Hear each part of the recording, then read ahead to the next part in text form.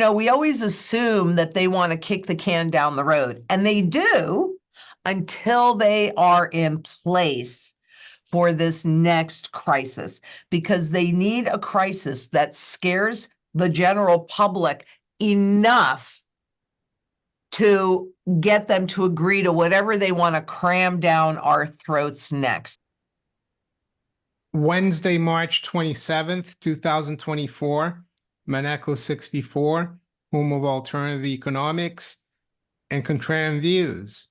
So many of you have been asking about Lynette Zang. What's happened to Lynette? Well, here she is. Hi, Lynette. How are you? Hi, Mario. Yes, I'm here. Thank you so much for having me on. Yeah, and you haven't changed anything. You still have the nice room there in the background, the nice pictures. So that's good. Uh, Actually, some things have changed in that I can deal with a lot more issues on my new channel at the Lynette Zang on YouTube. So some things have definitely changed for the better, I'll say. Most definitely for the better. Yeah, and if you do search Lynette on YouTube, is the Lynette Zang, because if you search just Lynette Zang, sometimes you can yeah, find it hard to find the channel. And make sure you subscribe to the Lynette Zang as well. Push to get subs, because the subs and the comments and the likes really help push the information out to more people. So yeah, subscribing. I appreciate the community supporting me and building that channel. Yeah. So let's get to Yes. some questions here. And the first one I wanted to talk about is the health of the banking sector and maybe also the commercial real estate sector. I was just reading an article from a US commercial real estate magazine online about the Cohen brothers from New York, and they're like on the hook for almost $1 billion they've defaulted on, and it's almost eating up their whole capital. And I think those kinds of stories are just one of many. So like the tip of the iceberg. Yes. And it's not just in the US. I mean, this is definitely a global issue as well. And so when you talk about the health of the banks, the other part of that, Mario, is that what is that saying? If I owe you $100,000, I have a problem. If I owe you $1 billion, you have a problem. But all of that debt that the banks have accumulated for 15 years at zero interest rate policy and negative rates, even in many parts of the world. I mean, interest rates are up and the market value of those bonds are down. So it's not just commercial real estate, it's all of that debt that was accumulated over all that period of time and all the derivatives on that debt, which we can't see what's happening beneath that surface. It's too opaque. It's interesting you talked about the value of bonds that have gone down because interest rates have gone up. And I don't know if you've heard Larry Fink the last day or two, uh, CEO of BlackRock. He's been saying there's not enough savings anymore and that people need to work longer.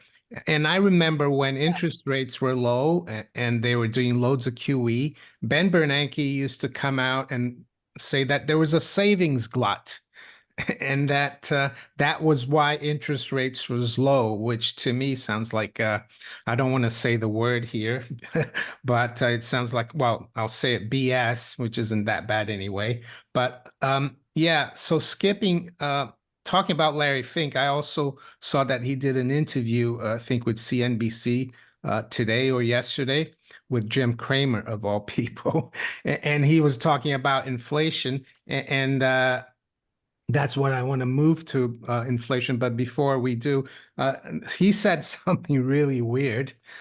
He said, I expect inflation to remain sticky and remain high. That was Larry Fink.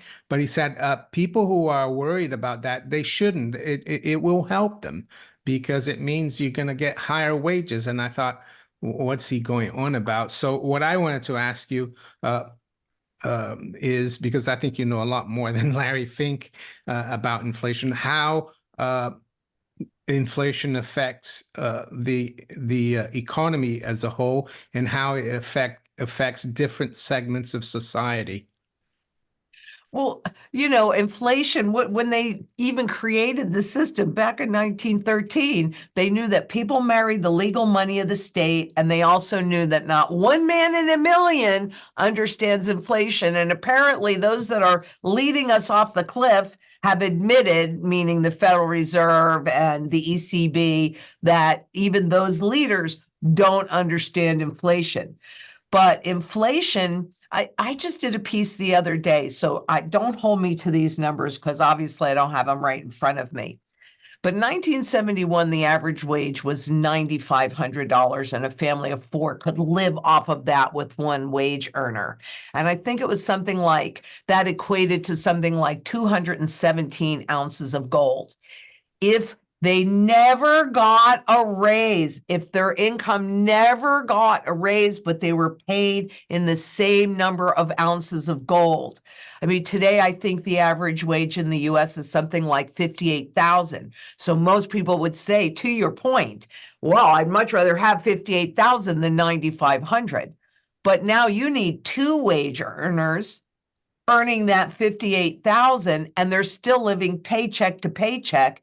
And even when we're looking at the new tax laws that want to be brought into effect, well, what is President Biden saying? But he's not going to, those people making 400,000 or less are not going to be impacted by it. And those, when they were stimulating the economy, they stimulated everybody that was making 250 or less.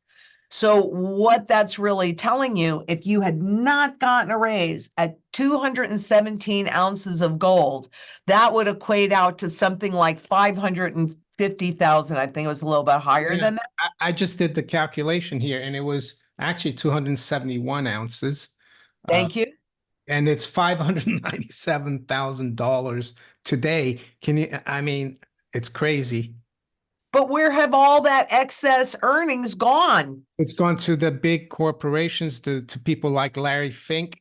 I saw a few months ago that there's someone that calculates how many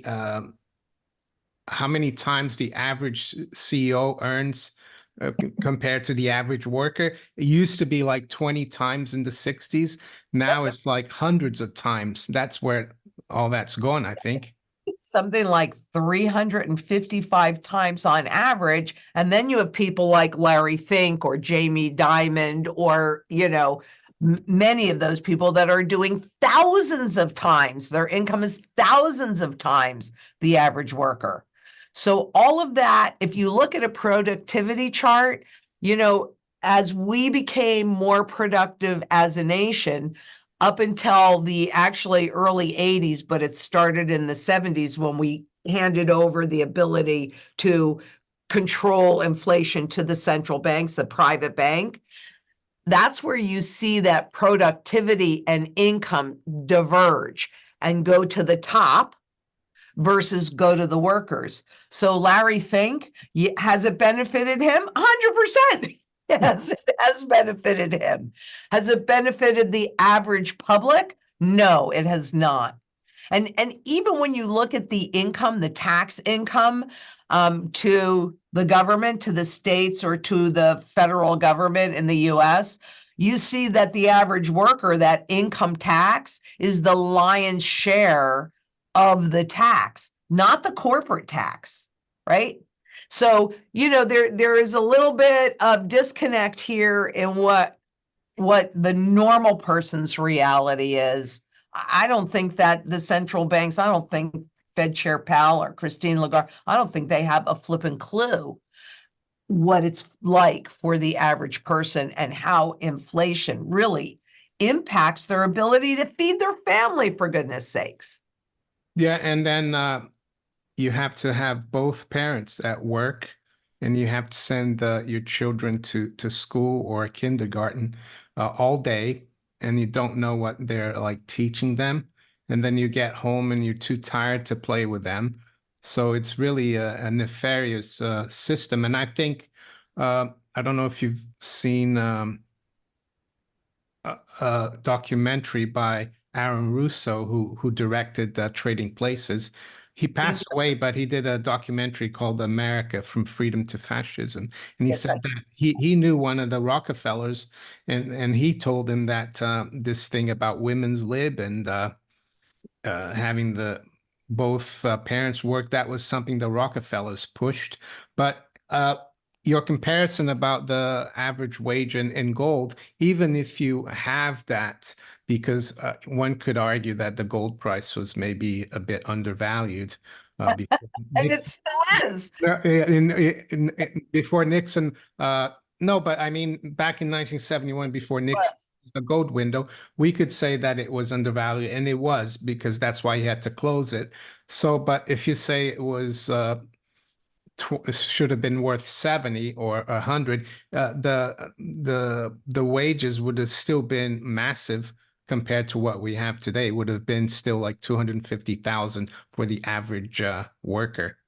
Exactly. And you know, when they make these transitions, and obviously, I mean, I am a child of the 70s, so I was part of that. You brought up the women's lib, and I was definitely part of that movement, except my mother always worked, and she was 40 when she had me. So that's a couple more generations above. But yeah, that was part of the plan. And what you then have seen is it's challenging, as you mentioned, is the breakdown of the family. So there's not a hub. And I'm not saying, I think people should make the choice that serves them the best. So I'm not making an opinion on this or that, because even if women's lib had never happened, I'm pretty sure I'd still Yeah, be. I mean, I'm not sorry. I'm not trying to say, oh, women shouldn't work or anything, because that's not right. And That's but the plan. to You- make it to make it something that is a must is wrong, because like you said, a lot of women they do want to work and then maybe have kids later, or and right. my wife, for example, she worked when I met her. She worked. She was quite successful, but then we had our daughter, and she decided to stop working. And she used to tell me she used to get a lot of criticism from people. They used to say, "What are you doing at home? You know, why aren't you working?" And she said, "Well, I'm just looking after my daughter. You know, what's the problem?" Yeah, I think it always needs to be, you know, a personal choice, but it's also part of the plan is the breakdown of the system. It's kind of like that divide and conquer, because we've had less and less influence over our children over these years. And I mean, look, they want, I'm not going to bring it up specifically, but there are things that parents are no longer informed about with their kids that are in school. And so I think that's all part of the plan, frankly, is to have a breakdown of the whole system, because it's much easier to control when those that are in authority, of course, that's also where the revolution comes in, but those that are in authority take over the control of what your children are being taught, right? So it's yeah, we are on a very slippery slope. And yes, I there's no doubt in my mind, and it's amazing to me if anybody else doubts the need for an entire system reset, socially, economically, and financially. The key is whether or not we can have a loud enough voice to have a say in what that looks like. Because if we don't, things are just going to get worse and worse, and we're going to end up back in feudal days, where you just have a few people that own everything and everybody else that's renting everything. And the prospect for our children is quite dim. So that's my personal battle, is I want us to have a voice and a say at the table in this new system. And the only way that I see that we can do it is if we come together both locally, so that we can make sure that we can sustain a standard of living. Because Mario, quite honestly, when you look at the velocity of money, the money supply, the M2 velocity, that had been declining very dramatically since I think 96 or 97. I think it's 97. And I think even you and I had discussed this in one of our interviews, that I was going to be paying attention to that when that turned up in a very pervasive way, because a little blip is just a little blip. Then that would indicate to me that we've started the hyperinflation, and it's gone up in a very pervasive way. So even though I think that at least in this country and in Great Britain where you are, I don't think people are recognizing that yet. But look at what's happened, right? All the central banks raised the interest rates to fight the inflation that they created, and they are between a rock and a hard place. There have been a number of countries that have attempted to lower them, but we're seeing that inflation is stickier, to Larry Fink's point. His name definitely suits him. I shouldn't say that, sorry. But to Larry Fink's point, yeah, inflation is proving stickier and higher, and you're going to see central banks drop rates to re-stimulate the economy, because there's only one way to fight deflation. Markets imploding, that's deflation, right? There's only one way to fight that, and that's with inflation. And boy, you know, they can do this all day long, but all of the money that's already out there when they do that loses even more value. I mean, tell me what you can buy in any grocery store with a $20 bill. And Is that a real one? no, because I think that's actually illegal to tear up a real bill. Well, did you know that I think you had someone on once that knew Paul Volcker, and Paul Volcker actually lit up a cigar with $1,000 bill? Yeah. 100,000? Yeah, it was something like that. Well, it could have been $100,000 bill. I mean, those are for interbank transactions, aren't they? Yep. Yeah. And he said, you know, only gold is money, right? All the rest of that, that's credit, that's debt. And so what happens to debt in this higher interest rate environment, especially coming off of an artificially zero-based, you know, debt? That's why you see these markets up where they are. And, you know, severe overvaluation. Can markets stay insane? Sure they can. They can stay insane longer than you would think, but not forever. And we are at the end. All the indications are we're at the end. Yeah, before we came on, I was looking at the gold chart going back to the early 70s, like a monthly chart, like a log chart. And I know that chart off the top of my head because you look at it for so much. Right. And the breakout that we're seeing now, if you look at it long term, is so significant in my opinion, and there's still so much room above or below, if you want to say it, for the dollar, that I like you said, not many people realize how bad things I think are going to become, because I don't see the powers that be doing anything to stop it. So in a currency crisis or hyperinflation, how can people cope, you know, getting food and other things? And that's one of your favorite topics, of course. Yes, it is, because food becomes the single biggest. I mean, we'll look around the world, we can see this.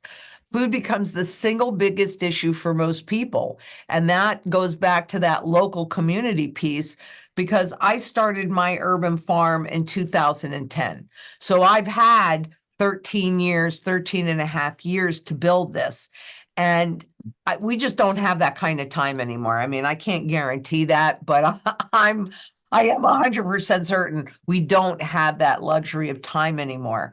So the way that people, in my opinion, you need to create that small local community. Go to the farmers markets, meet your growers, meet your cheesemakers, meet your meat makers, the farmers, volunteer to go out to their properties and give them a day labor and create that relationship so that when push comes to shove, you're going to be able to get your food because you have relationship with them.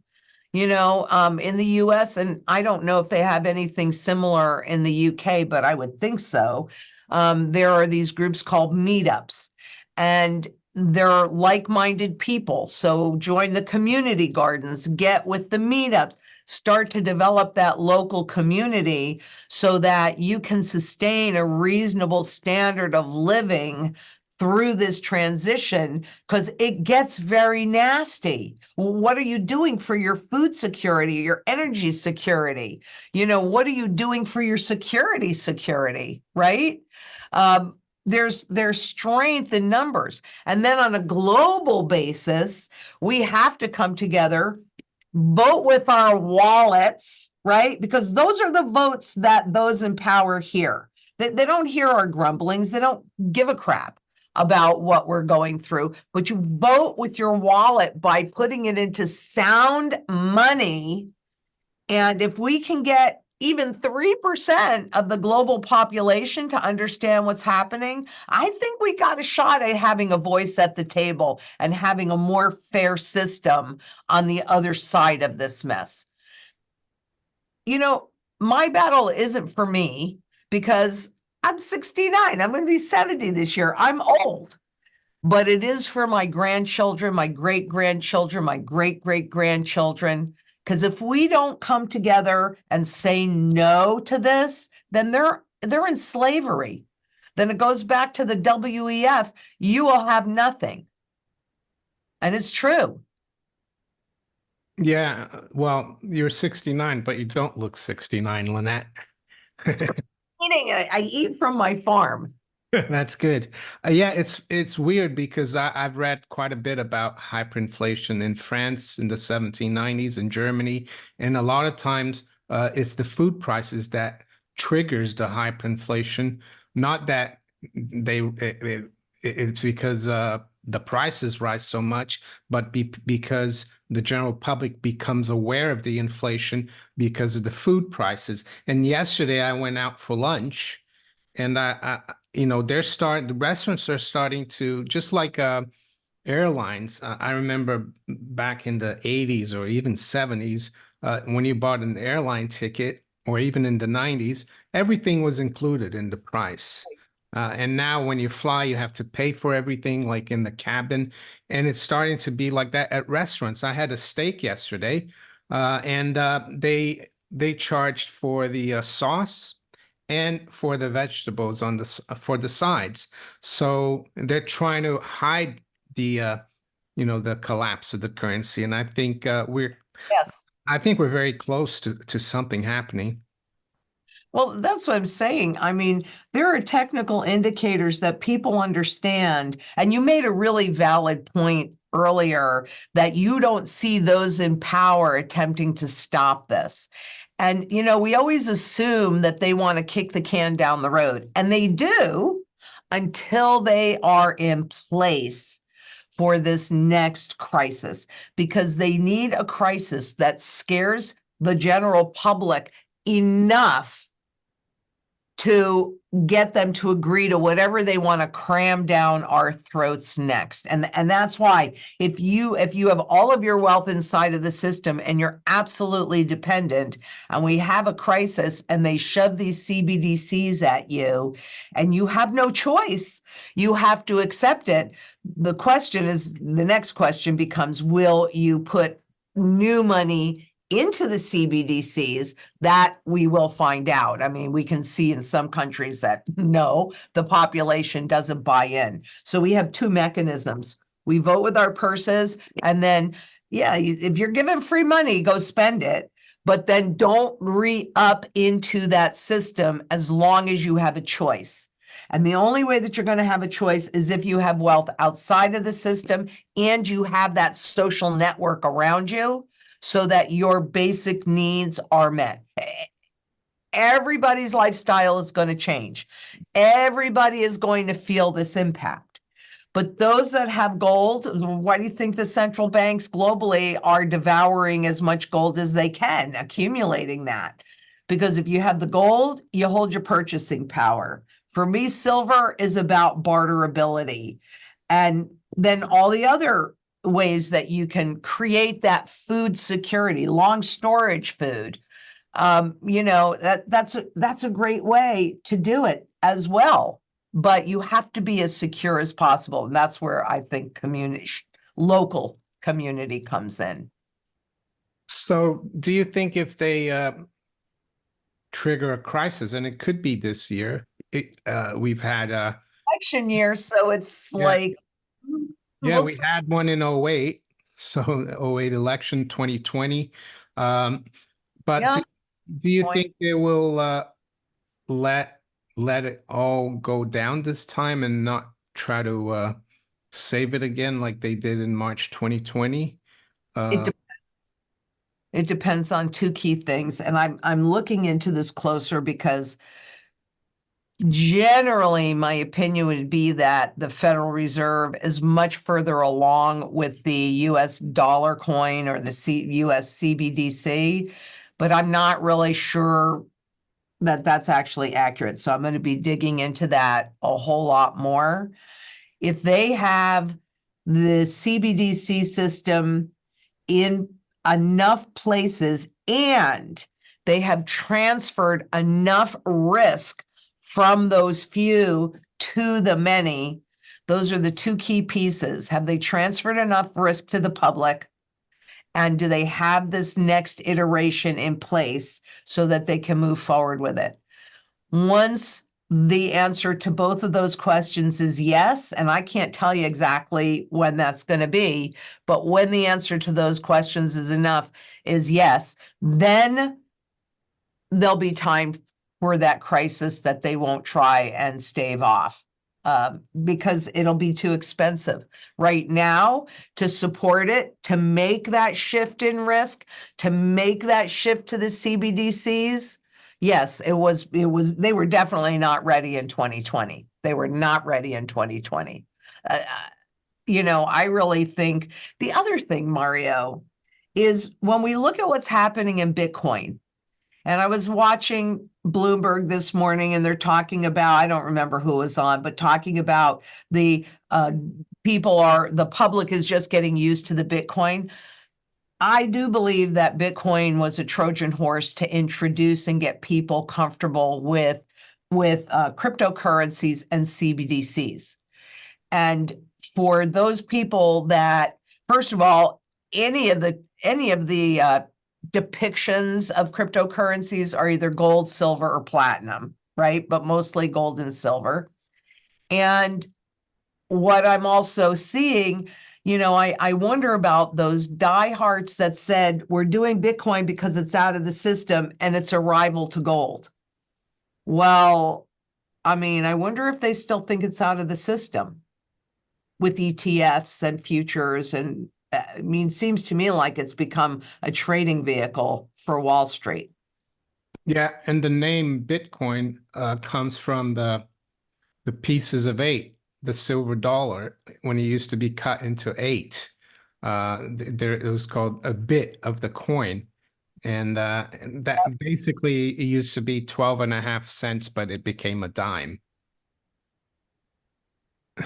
That's an interesting factoid. I hadn't really thought about that. Thank you. You're welcome. Yeah, I'm not too sure about Bitcoin either, like you said. And the thing about it is that they've done it with no cost because the public has financed the whole development of all the digital wallets and everything. And yeah, you spoke about CBDC, but there could be something that could put a spanner in the works for the federal government or the Fed, and that is like the move to legalize again gold and silver in some Yeah. states. Maybe you could touch upon that. Yes, absolutely. And the movement is growing, and even those 14 or some of those 14 states that legalized gold and silver as legal tender years ago, because that movement started in 2011. They are now putting in, like Arizona just said that there'll be a bullion vault here. So the states want to hold their reserves in physical gold and silver in these bullion vaults locally. So we see that movement definitely picking up steam. And I think that there are like 23 different states in the US, from 11 to 23 different states in the US that has some form of that, of legalizing gold and silver on their dockets. So I think that movement, and it should, right? I mean, when our founding fathers put all of this in, it was the states that were supposed to support the individual rights, and then the federal government that was supposed to support the states that were supposed to support the individual rights. And that's all been flip-flopped, where it's the individuals that are supporting the federal government, which is the way they like it. But maybe this is part of the revolution, right? With more and more states saying, no, we don't want this stuff because we're seeing you destroy its value. We want real stuff because that's the only way you're going to maintain your freedom. Yeah, and doesn't the Constitution also say that only gold and silver can be used as money? And And so, that the it, it, states, but the states, each individual state though can't mint gold and silver coins. That would be for the Treasury to do, the U.S. government. And would the states uh, issue some kind of gold-backed currency or silver-backed currency? How do you think it would work? no, actually, the states could legally coin in gold and silver. And absolutely to your point, only that is legal tender because of all the experience the founding fathers had with this stuff, and knowing that, having it so easy to creates a lot of problems. It creates that inflation and it robs people of their work and their wealth. So I hope that this movement inside of the states, I could see it picking up steam, and I applaud the states for coming in to protect their citizens and protect the state by holding physical gold and silver. Because if every single state adopted it, there would be no need for the Federal Reserve. And there is no need for the Federal Reserve. Yeah, it wasn't around before 1913.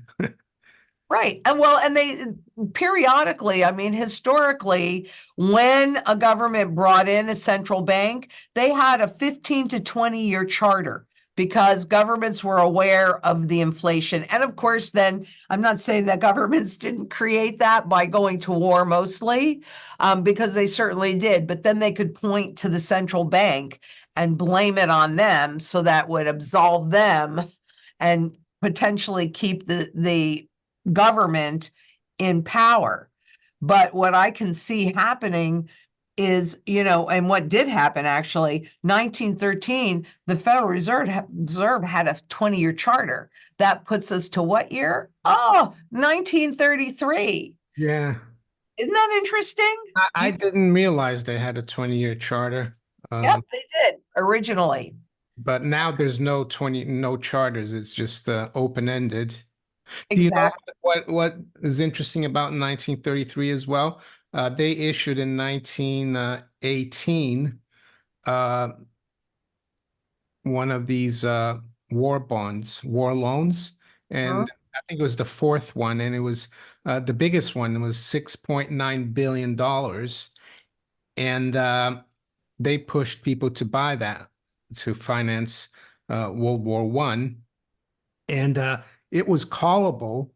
And it was a fifth, I think it was a 30-year bond, but it was callable in 15 years. So the treasury could come in and buy it back from the investor. And it was a gold bond as well. So what happened what happened in 1933? Well, they banned gold ownership, and they probably called those bonds and didn't pay any gold back as well. Correct. So 1933 was a year of, it wasn't just the Fed's charter ending, but I think that war bonds, war loan was really significant. Very significant. And I believe it was 1927 when the Fed, for the first time ever historically, not just the Fed, but any central bank, was given an unlimited charter. 1928 was when most of the industrialists that understood the markets, so the insiders, were getting out, transferring all of that risk to the general public that had watched the roaring 20s, watched the stock market, right? Wanted to participate, now had access to credit. And that's the other thing, coming back to the debt. Debt makes you look rich on the way up, but it kills you on the way down. And we are definitely on the way down. So all of this growth from the debt, the reality is, looking at that monetary velocity chart, the ability for debt to grow the economy, truthfully, ended in 1997. That's when we had peak monetary velocity. And so after that, did this debt make it appear that things were growing economically? Sure, it does, right? If I take on debt and I'm driving around in this big fancy car with all these big fancy clothes, and I've used my credit cards on them, people will look at me and go, wow, look at how great she's doing. We have a saying here in England for that. She's wearing fur coat with no knickers on. Exactly, exactly. Just a facade. That's it. And that's what all of these large corporations, they're all a facade, buying back their own stocks to prop it up, which wasn't even legal prior to 2005. I mean, just to keep things appearing like things were good and make this wealth transfer, they don't change behavior. They change the laws to support that bad behavior. And then it makes these people look like gods, or really, how smart they are, when it's just a big club. And you and I are not in it, Mario, but we're in this club. I've got some a few actually these are Swiss francs pre-1968. I have a French rooster in my little barterable gold goodie bag. Yeah. Yeah. Oh, the 20 francs? Yep. Yep. Yeah, I've got a couple of 40 francs. They're twice the size from Napoleon. So, Yeah. Oh, yeah. I like the Napoleons. And this, I don't even know if you can see how teeny weeny that is. Like half the size of my pinky fingernail. This is a $1 gold oh, coin. the dollar gold. Yeah. And I think it's too small for me even to read the date. I don't know. Uh, Old eyes. yeah. Lynette, I mean, this is divisible, right? There's a series that I started doing, which I think the first one will either come out maybe next week or the following week.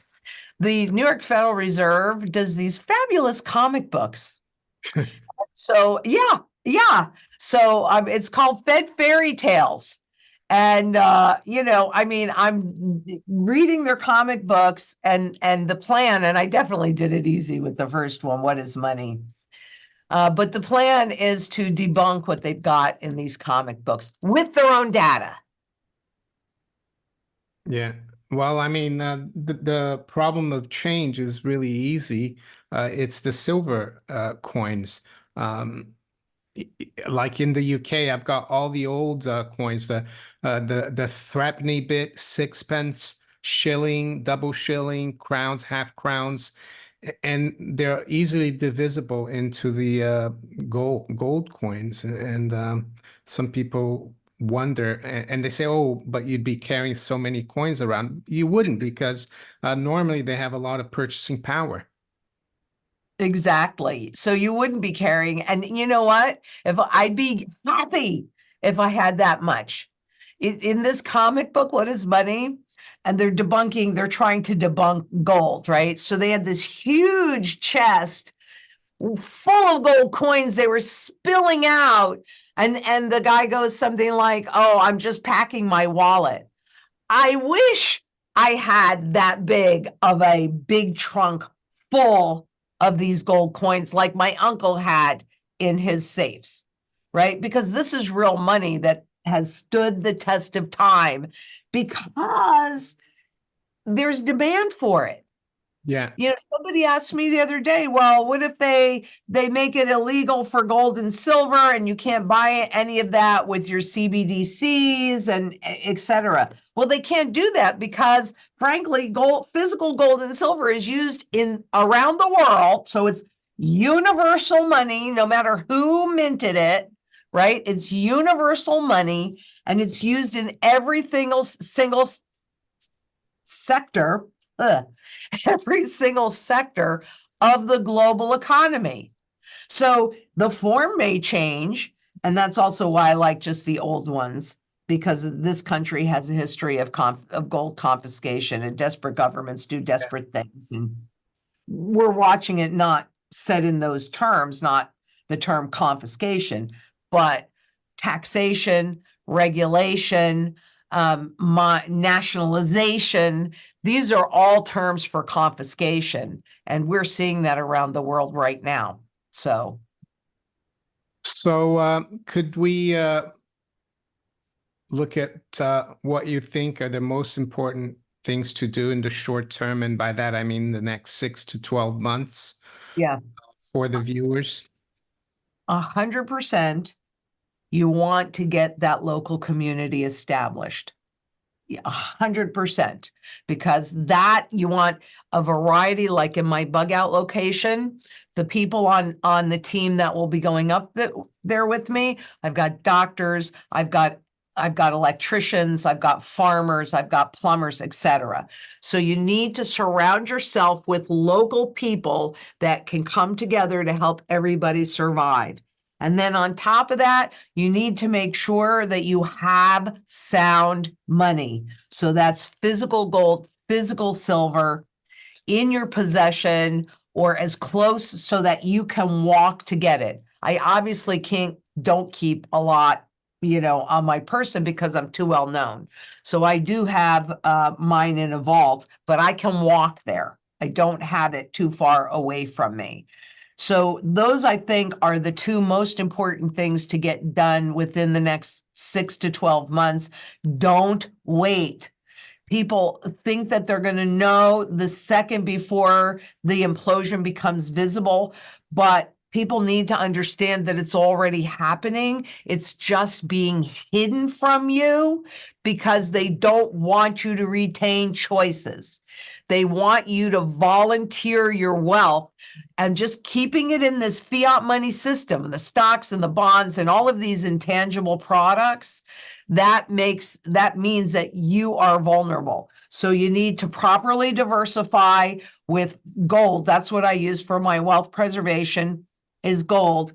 And you need to execute a strategy. You need to have a plan. Because if you don't have a plan, then you're planning to fail. And the cost to you not having a plan is huge because then you're a slave. So those are the two things I think people really need to be aware of and take care of ASAP. Don't wait. No procrastination. Great, Lynette. Before we finish off, could you tell the viewers again where they can find you now? Yes, most of the work at the moment, because we're building a whole new company, is on our YouTube channel at the Lynette Zang, but you'll also find at the same address on Twitter, Instagram at Lynette Zang, Facebook at Lynette Zang, and we're doing podcasts. I love to answer questions.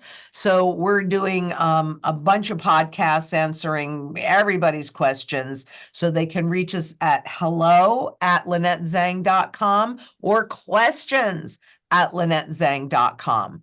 So podcasts and coming soon will be the website and the gold and the silver sales and the strategy and all the things that will come with that. We're not quite ready yet, but we are working hard on it and as quickly as we can.